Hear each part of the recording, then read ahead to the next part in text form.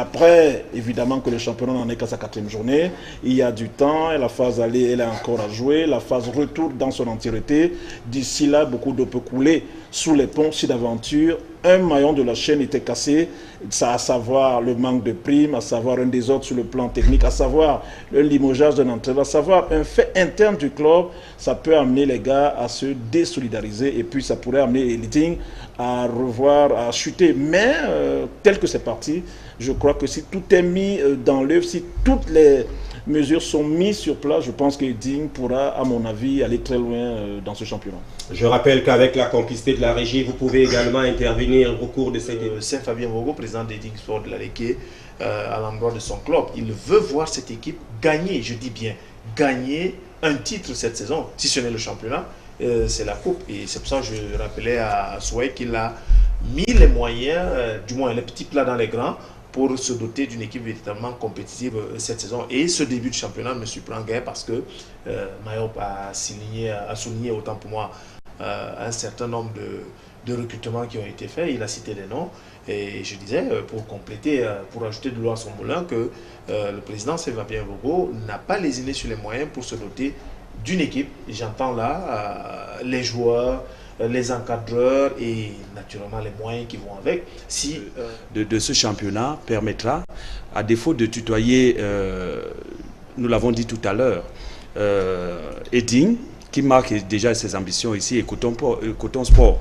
Et avec la dynamique de l'Ouest, parce que nous ne sommes qu'à la 4e journée, nous croyons que le littoral a sa place dans ce championnat et que le littoral va parler effectivement de lui. Je voulais également ajouter un mot pour souligner ici, au-delà de l'aspect engagement, l'aspect dynamique, pour que les présidents de clubs comprennent qu'on ne peut rien construire dans le désordre. La place d'Editing Sport est le fruit d'un travail de solidarité, d'un travail de préparation de saison. On n'est pas surpris de notre point de vue de savoir que Editing se retrouve là en ce moment parce que mes copanélistes ont dit il y a certes des moyens, mais il y a l'état d'esprit et il y a la... Je demande bien où il détient quand même l'agrément du canon des Yaoundé. Je vous en prie. Il détient quand même l'agrément. Écoutez, si vous le permettez, je vais très rapidement revenir sur un certain nombre de choses. Lorsque le canon sportif de Yaoundé tient son assemblée générale, si mes souvenirs sont exacts, nous sommes là au mois d'exemple 2016. Nous avons dans la salle où se tient cette assemblée générale un représentant de la Ligue qui vient avec une lettre signée, je dis bien signée, des mains du président général et tout ce que vous voulez de cette Ligue, à me défaire de mon appartenance à cette équipe. Donc, chose que le canon a fait. C'est ce qui lui donne droit à participer aux compétitions organisées par la Fédération Cameroun Football. Concrètement, qui a qualité de gérer le canon aujourd'hui?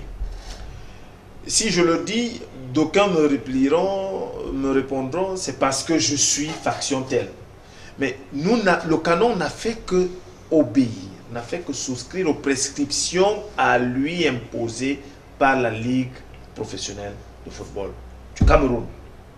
Donc aujourd'hui qu'on demande à ce canon-là, qui a tenu une assemblée générale, qui a créé une société, qui a signé une convention avec la société issue, du moins émanant de cette association, qu'on lui demande d'aller, je ne sais pas, vraiment, le terme est si... Je ne veux même pas l'utiliser parce que cela ne relève d'aucune objectivité. Après, sur le contenu, vous êtes sans ignorer qu'il y a des joueurs qui partent du Cameroun directement pour être transférés dans des clubs UP, que ce soit dans le Maghreb ou bien en Occident, dont ils s'adaptent de suite. Donc on ne peut pas dire que faiblesse sur le plan du contenu. Les conditions alors? Oui, justement, mais quand je parle de l'approche, des infrastructures, quand on parle d'une équipe comme Lyon Sport Academy, qui pour moi se doit d'avoir beaucoup d'excuses.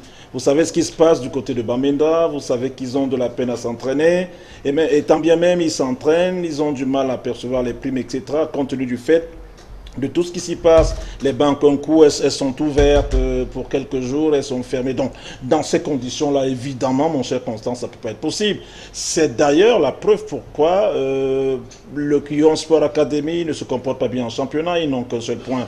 Après, vous ne pouvez pas, une équipe comme Lyon Sport Academy, que je côtoie, ne peut pas se mesurer à un club comme Sfax pour la simple raison que Lyon Sport déjà, quand je parle de l'approche des matchs comme ça, et c'est très important, qui montre qu'elle est professionnelle. L'équipe qui a battu le club Sassien. On n'a rien de professionnel, que ce soit sur le plan organisationnel, que ce soit sur le plan financier, et même nos tâtonnements sur le plan technique. Et il n'y a pas de magie à cela. On paye cash de ce que nous ne sommes pas organisés, de ce que nous n'avons pas pris des dispositions pour que nos clubs qui sont engagés en compétition africaine aient des matchs dans les jambes.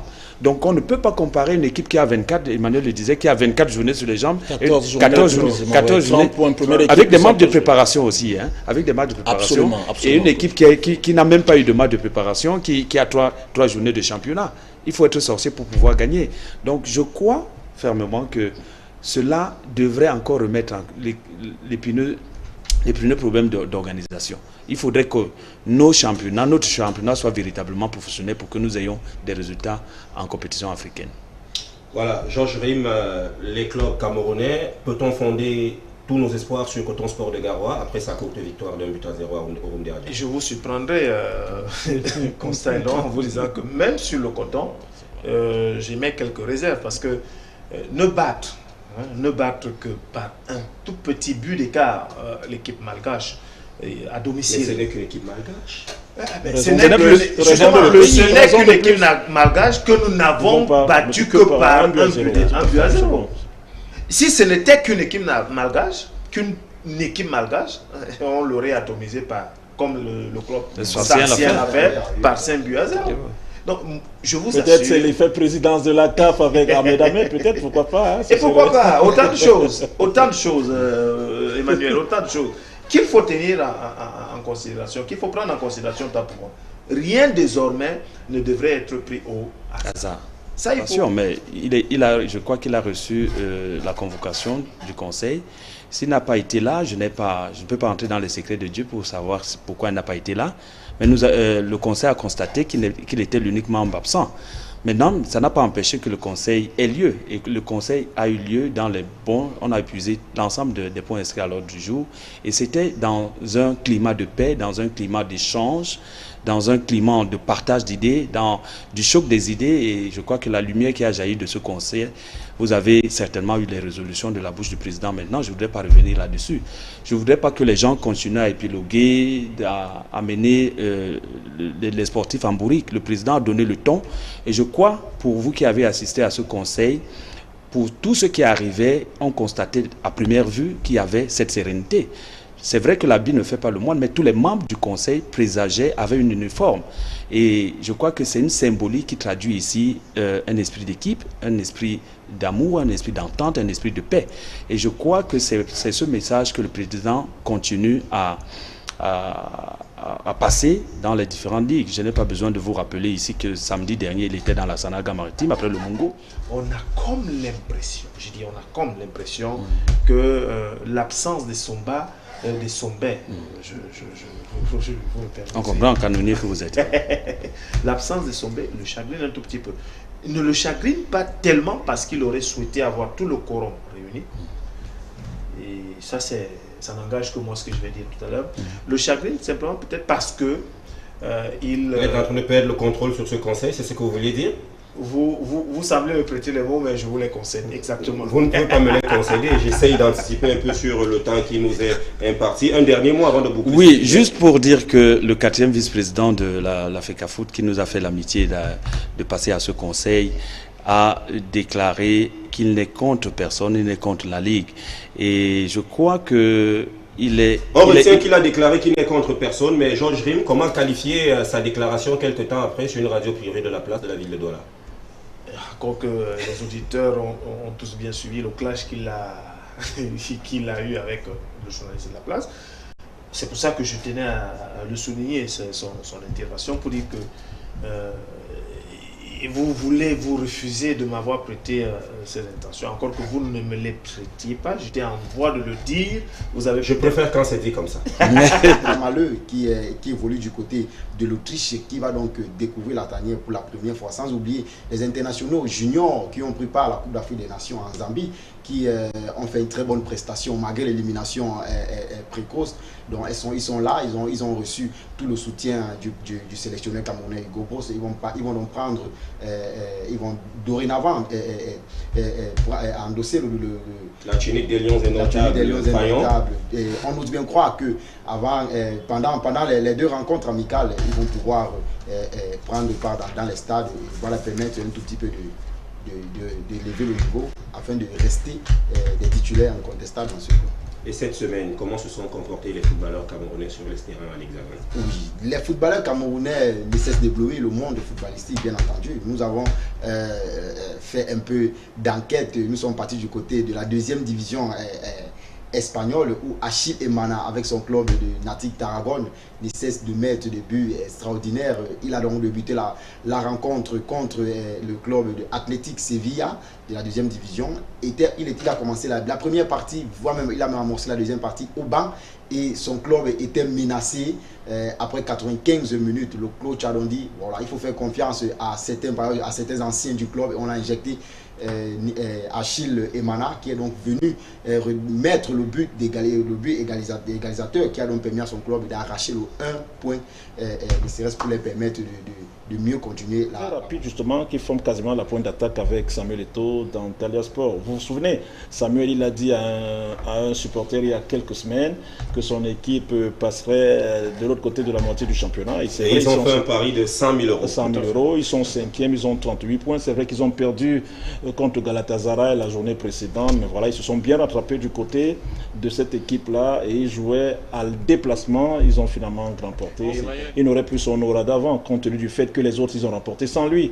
Donc, il se doit, à mon avis, enfin, je me mets à la place de Eric Maxime, je me dis, je suis à sa place, je fais pareil. Je ne viens plus en sélection, ça ne vaut plus la peine. Je partage. Voilà, donc parce qu'il n'était pas là. Et forcément, mais je dis, c'est peut-être pour répondre à la question de Constant, quel risque il encourt? Le seul risque, c'est que la seule chose pour lui, c'est de déclarer officiellement qu'il met un terme à sa carrière internationale. Et à ce moment-là, on ne le sélectionne plus. Mais tant vraiment, qu'on ne se base pas seulement aux performances de Lions indomptables qui viennent de se produire au Gabon pour clamer haut et fort la victoire.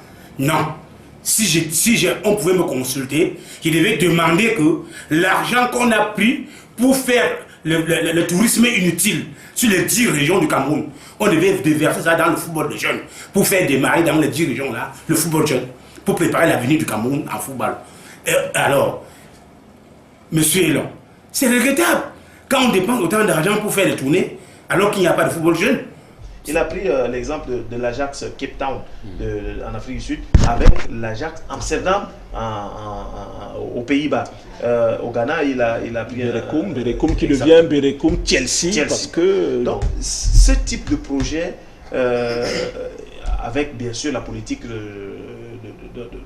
développement du football jeune initié par les fédérations nationales, ne peut que nous permettre de pouvoir avoir des sélections jeunes véritablement compétitives à l'image de ce que font les autres pays, ceux que tu as pris. Et les Sénégalais justement qui ont... Mais cependant, je ne partage pas. Je savais que Georges parlerait de ça. Non, c'est un projet. Le général. En termes de projet, le général n'en a pas. Oh non, parce que 200 millions, je ne suis pas expert en fiscalité. Je ne suis pas expert en fiscalité. 200 milliards. 200 milliards, je ne suis pas expert en fiscalité. Mais ces 200 milliards, c'est sur la base de quoi? C'est sur la base de ce que les entreprises qui veulent bien financer le football seront exonérées 5% de leur chiffre d'affaires.